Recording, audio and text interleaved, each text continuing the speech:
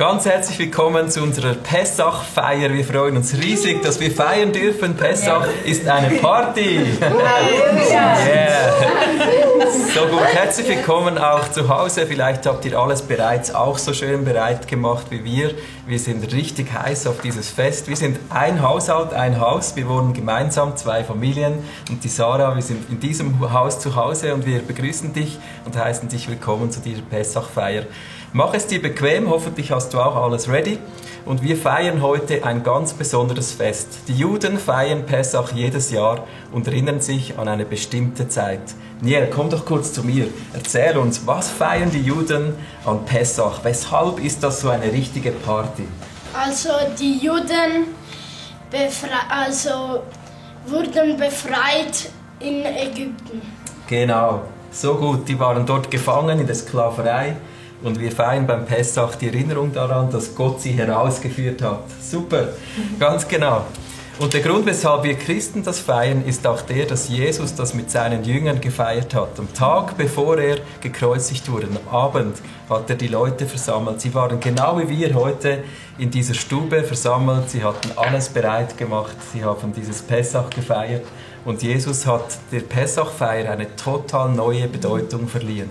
Und wir werden in diese Bedeutung eintauchen und entdecken, dass alles, was hier steht, diese Kräuter, das Fleisch, das Brot, alles auf den Messias, auf Jesus hinweist. Und wir werden persönlich alle berührt sein davon, wie gut Gott es mit uns meint. Das ist die Pessachfeier.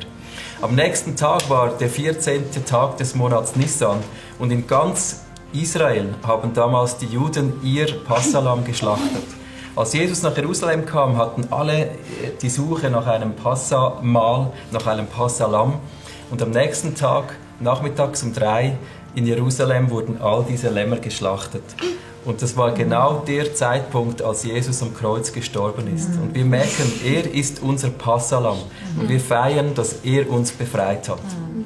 Gut, das ist die Einleitung. Jetzt sind wir alle heiß und ready für dieses Fest. Jedes Passamahl beginnt eigentlich damit, dass die Frau des Hauses die Lichter im Haus anzündet. Und das bedeutet, dass Gott mitten unter uns ist. Wenn die Juden die Kerzen anzünden, dann erinnern sich daran, Gott ist gegenwärtig, sein Licht ist mitten unter uns. Und Sarah wird gleich dieses Gebet beten, das alle Juden beten zu Beginn eines Passamals, und du wirst es auch übertragen auf das, was Jesus für uns bedeutet. Ja, die sagen ja Adonai, das heißt auf Hebräisch unser Gott. Und ich bete das jetzt. Gesegnet seist du, Gott, unser Gott, König des Universums, der uns durch seine Gebote geheiligt und uns befohlen hat, das Festlicht anzuzünden. Gesegnet seist du, Gott, unser Gott, König des Universums, der uns das Leben schenkt und uns erhält und uns erlaubt, dieses Fest zu feiern. Und Jesus sagte dann in der Bibel: Ich bin das Licht der Welt. Wer mir nachfolgt, wird nicht wandeln in der Finsternis, sondern wird das Licht des Lebens haben. Amen.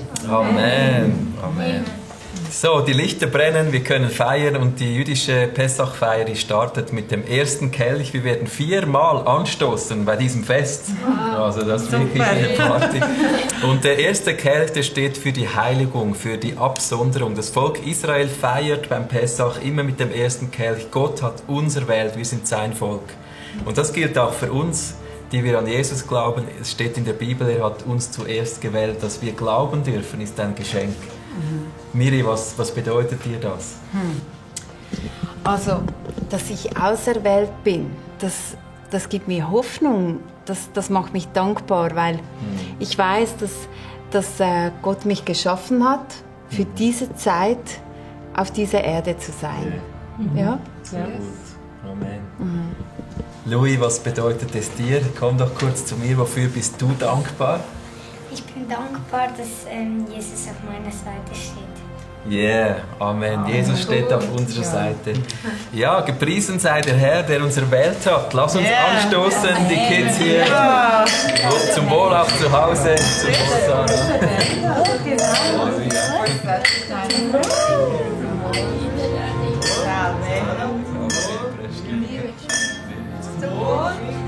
Kinder, zum Wohl.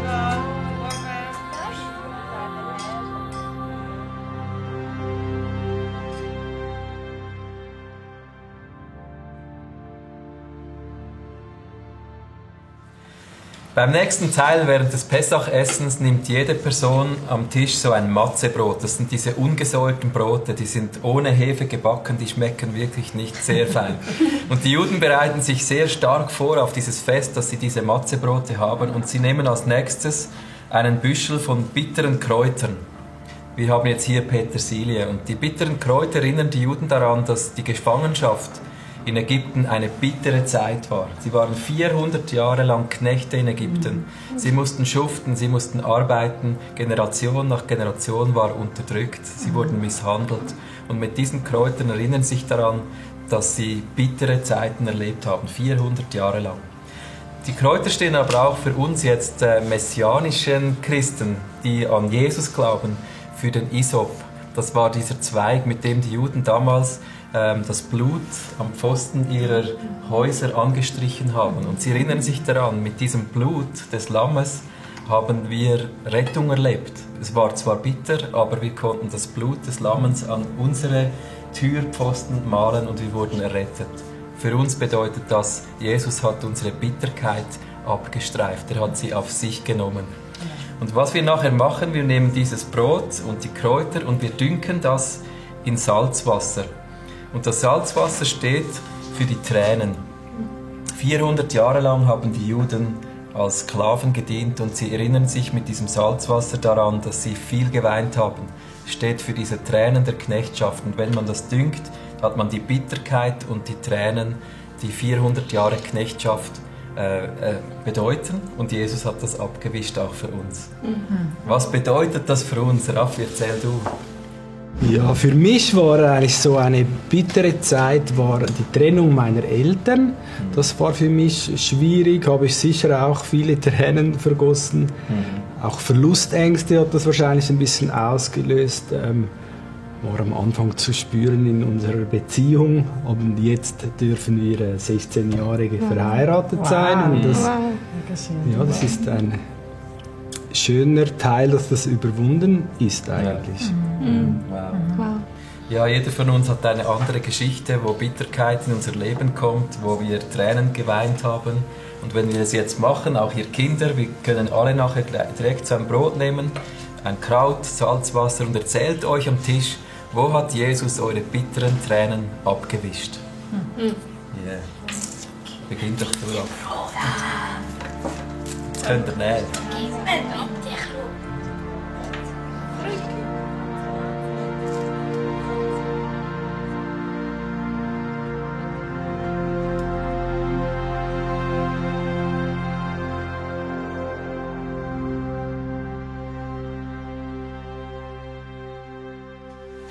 Im nächsten Teil des Pessachessens gibt es einen spannenden Teil, auf den freuen sich eigentlich immer die Kinder ganz besonders, weil ich werde gleich etwas verstecken. Bevor ich aber was verstecke, erkläre ich von diesen 3 Broten. Der Hausvater nimmt in diesem Teil des Festes, eigentlich ist das immer noch vor dem Essen, wir haben schon begonnen, nimmt er diese 3 Brote, die sind in eine Serviette eingewickelt. Diese 3 Brote sind Matzebrote, sind ungesäuert, die stehen für den Abraham, den Isaac und den Jakob, sind für diese 3 Väter. Und der mittlere Teil ist eigentlich der spannende. Der Hausvater nimmt die mittlere Matze hinaus bei diesem Pessachessen und er halbiert sie, er bricht dieses Brot und legt dann den einen Teil wieder zurück hier in die Serviette und den anderen Teil der Matze, den tut er in eine zweite Serviette und diese werde ich anschließend dann verstecken. Am Schluss des Festes werdet ihr Kinder dann diesen Teil suchen und wieder nach vorne holen. Und jetzt, wenn wir uns das überlegen, was das bedeutet, dann berührt mich das jedes Mal mega stark, weil das ist eigentlich das, was Jesus mit seinen Jüngern gefeiert hat. Und er hat dieses Brot herausgenommen und er hat das gebrochen und wieder reingelegt.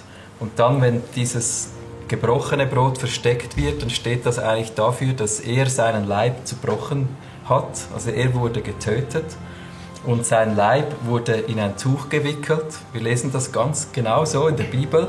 In ein Grab gelegt. Für 3 Tage war er tot und am Schluss Nach 3 Tagen wurde dieser Leib wieder hervorgeholt und ist zu neuem Leben auferstanden. Also die Symbolik dieser 3 Brote ist mega berührend. Was auch so bewegend ist, dass dieses zweite Brot für die Juden, wenn sie das rausnehmen, steht nicht nur für den Isaak, sondern es steht für den Messias, das Brot der Hoffnung. Und wenn Jesus genau das nimmt und sagt, es wird gebrochen, es ist weggelegt und kommt wieder hervor, dann sagt das, er bezieht das auf sich selber und sagt, ich bin gestorben und wieder auferstanden. Und das ist so bedeutungsvoll und eine unglaubliche Hoffnung für uns. Und ich werde das jetzt verstecken, symbolisch für uns, die an Jesus glauben, dass er ins Grab gelegt wurde, und wir werden am Schluss des Festes feiern, dass er wieder auferstanden ist. Okay? Nicht zuschauen, ich verstecke das jetzt.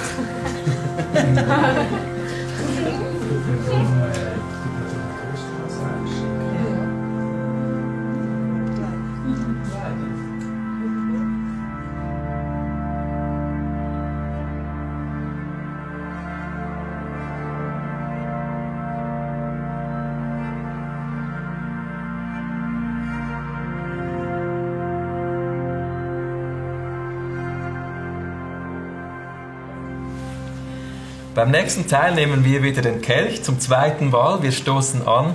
Und der zweite Kelch beim Pessachessen, der steht für Befreiung.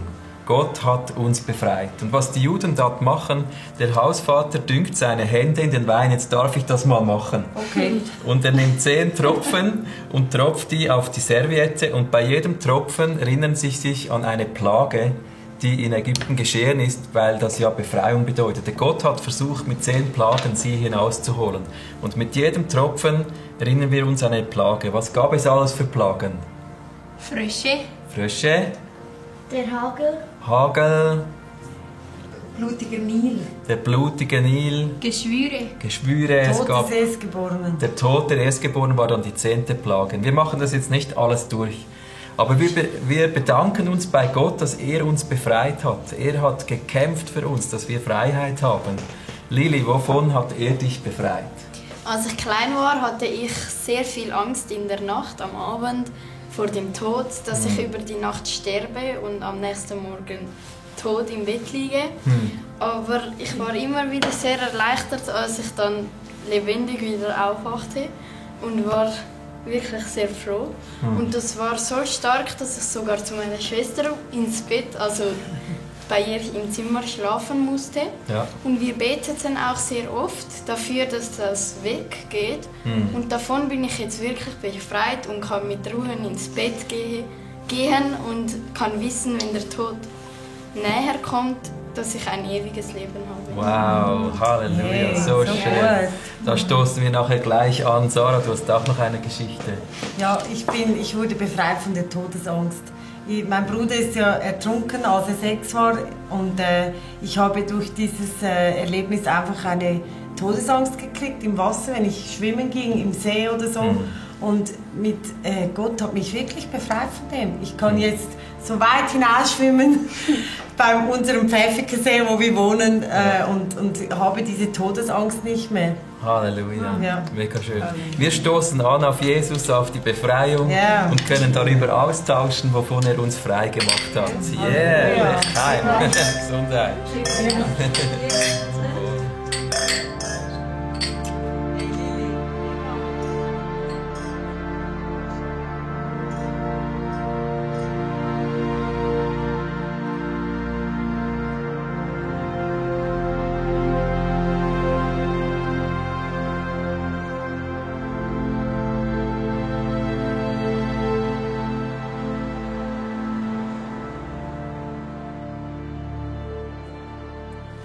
Im nächsten Teil unseres Festes nehmen wir nachher so diese Matzebrote mit einem Salatstück, und wir werden hier von diesem Mus draufbeigen.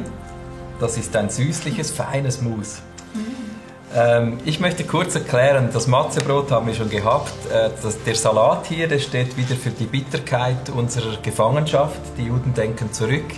Und der Mus, der steht dafür, dass sie sich erinnern, dass sie in Ägypten gebaut haben. Die Juden mussten eigentlich diese berühmten Pyramiden, die wir kennen von Ägypten, die bauten sie. Sie haben im Schweiß ihres Angesichts haben sie gebaut, geschuftet. Und der Mus, das erinnert so etwas an diesen Mörtel, oder so, die Arbeit. Und sie erinnern sich damit daran, dass sie gefangen waren, dass sie schwer gearbeitet haben. Aber der Mus ist süß. Und der Mus ist deshalb süß, weil sie wissen, Gott hat uns befreit. Und deshalb essen wir das nachher mit dem süßen Mus. Was wir gleich verbinden hier, es gibt auch auf dem Tisch etwas Meerrettich. Der Meerrettich steht für Bitterkeit. Kennt ihr Meerrettich, oder? Der brennt fast im Mund drin. Und das Ei, das hier auf dem Tisch steht, das steht für die Zerstörung des Tempels. Der Tempel wurde zerstört und wir erinnern uns hier, wenn wir das nehmen, daran, dass Jesus seinen Leib hingegeben hat. Also wir essen nachher direkt verschiedene Dinge und erinnern uns jetzt aber daran, dass Gott Gefangenschaft, Arbeit, etwas Schwieriges in unserem Leben einfach versüßt hat. Sarah, wie ist das in deinem Leben? Woran denkst du?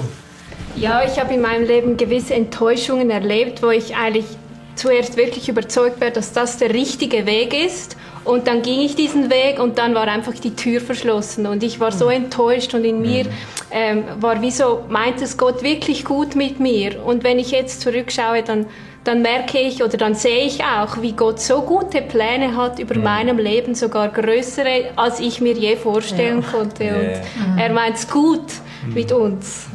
Yes. So schön.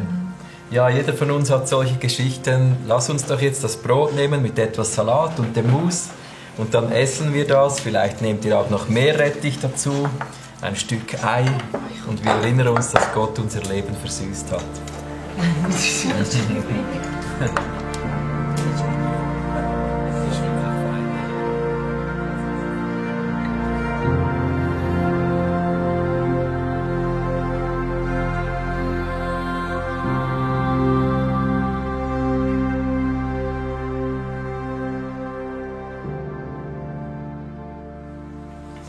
Beim Pessachessen kommt jetzt eigentlich der Moment, wo wir nach dem Essen sind. Ich bin immer noch dabei, das ist auch kein Problem.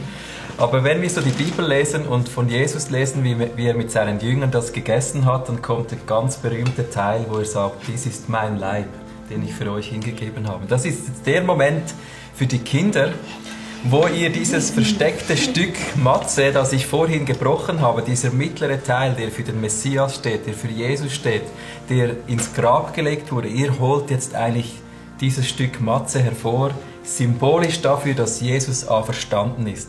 Ihr dürft mal suchen gehen. Mal schauen, ob ihr das findet. Ja, und währenddem die Kinder jetzt suchen, erkläre ich, was wir gleich anschließend machen werden. Ihr könnt das ja auch bei euch zu Hause so jetzt anstellen, dass die Kids suchen.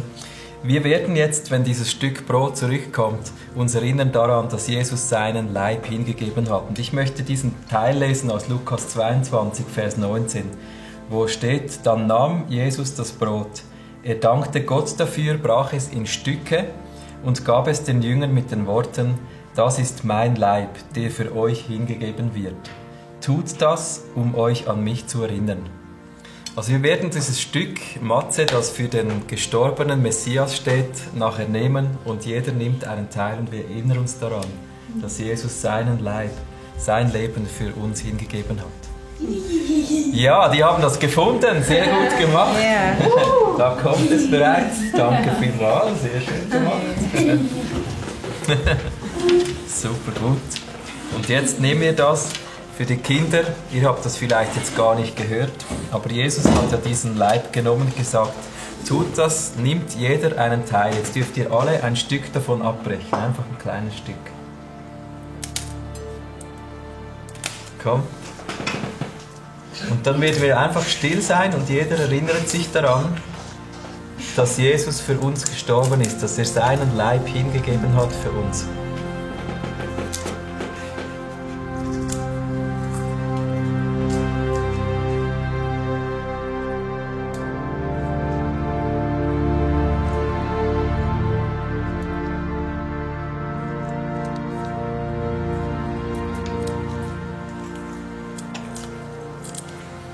Ich lese nochmal den Vers. Dann nahm er das Brot, er dankte Gott dafür, er brach es in Stücke und gab es den Jüngern oder hier der Familie und sagte, das ist mein Leib, der für euch hingegeben wird. Tut das, um euch an mich zu erinnern.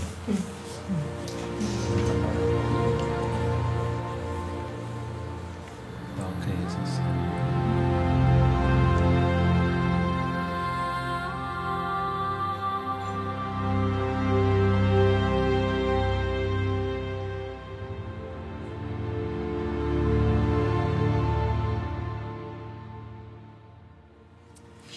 Ja, jetzt nehmen wir zum dritten Mal einen Kelch. Wir stoßen an auf die Erlösung. Der dritte Kelch, das dritte Mal anstoßen, ist das Anstoßen, dass wir alle erlöst sind. Wir sind befreit. Die Juden denken da an das Blut, das sie an die Türpfosten in Ägypten an ihre Türen gestrichen haben. Der Todesengel ging an ihnen vorbei und sie haben die Nacht überlebt, wo sonst alle in Ägypten die erstgeborenen Söhne verloren haben. Und bei den Juden war der Erlöser, war eben dieses Lamm, das Blut des Lammens an den Türpfosten.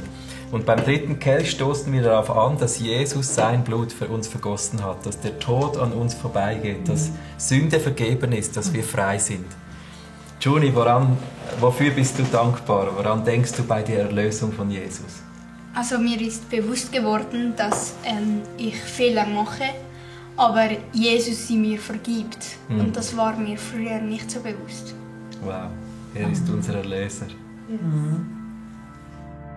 Ja, als ich 19 war, habe ich regelmäßig gekifft und ich wusste an einem Tag, dass ich eine Richtungsänderung eingehen muss in meinem Leben, dass ich etwas grundsätzlich verändern muss und aufhören muss mit diesem Kiffen. Also ging ich in den Wald, ich habe all meine Raucherware gepackt, habe ein Häufchen gemacht und habe es angezündet und habe gesagt, Jesus, ich brauche deine Befreiung. Du musst mich frei machen von diesem Bedürfnis, dieser Sehnsucht nach dieser Droge. Und er hat es gemacht. Wow. Ich hatte von dem Moment an nie mehr das Bedürfnis nach Kiffen. Wow. Und er hat mich völlig wiederhergestellt. Yeah, so schön. Wow. Ja. Yeah, Jesus ist unser Erlöser. Lass uns die Geschichten feiern.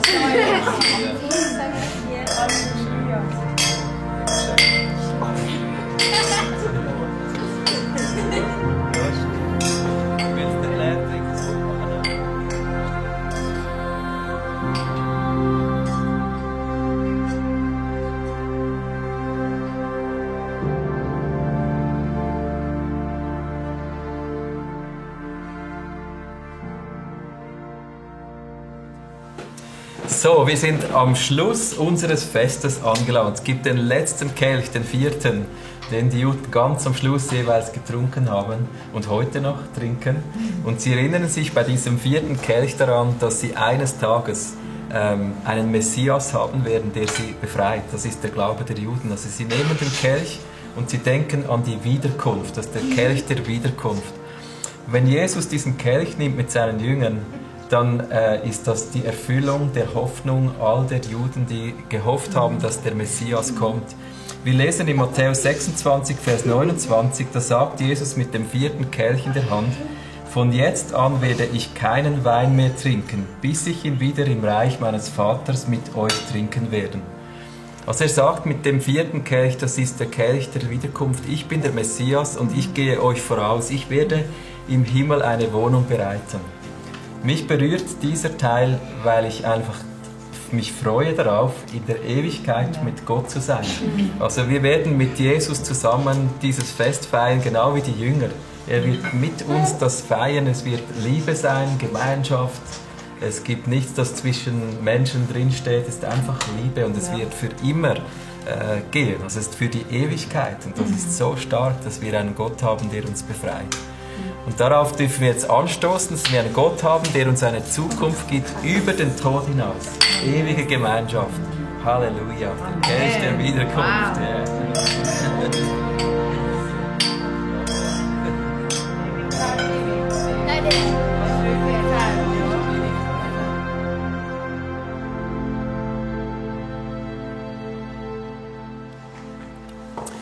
Ja, wir sind jetzt am Schluss des Festes. Sie haben zum vierten Mal angestoßen und jede Pessachfeier, die endet mit einem Lobgesang. Die lesen eigentlich aus dem Psalm 113 bis 118. Die lesen da alle Psalme. Wir werden nachher noch einen lesen. Und das ist der Lobgesang. Und wenn wir noch lesen, so, was Jesus gemacht hat zum Schluss, ich möchte das abschließend sagen, Matthäus 26, Vers 30, da steht, nachdem sie das Danklied gesungen hatten, gingen sie hinaus an den Ölberg. Also Jesus hat genau wie alle Juden das Passaessen mit diesen Dankliedern beendet. Und es ist schon krass berührend, dass nach diesem Essen direkt Jesus dann aufsteht mit seinen Freunden und in den Ölberg geht, wo er dann mit ihnen die Nacht durchbetet. Er betet, sie schlafen. Und das ist diese krasse Szene vom Festessen hinaus in den Ölberg. Und wir möchten diesen Vers nachher auch gemeinsam lesen, aber ich möchte zuerst dir einfach Danke sagen fürs mit dabei sein, auch euch hier. Es war richtig schön, diesen Gott zu feiern, der uns befreit aus unserer Sklaverei, der uns in die Freiheit geführt hat. Vielen Dank fürs Mitmachen. Wir schließen dieses Pessachfest mit diesem Psalm 117. Lobt den Herrn, all ihr Völker, preist ihn, all ihr Nationen. Denn überwältigend ist seine Gnade, die er uns erweist, und die Treue des Herrn bleibt ewig bestehen. Halleluja! Halleluja! Yeah. Das ist ein Lobgesang, lasst uns eins singen. Yes.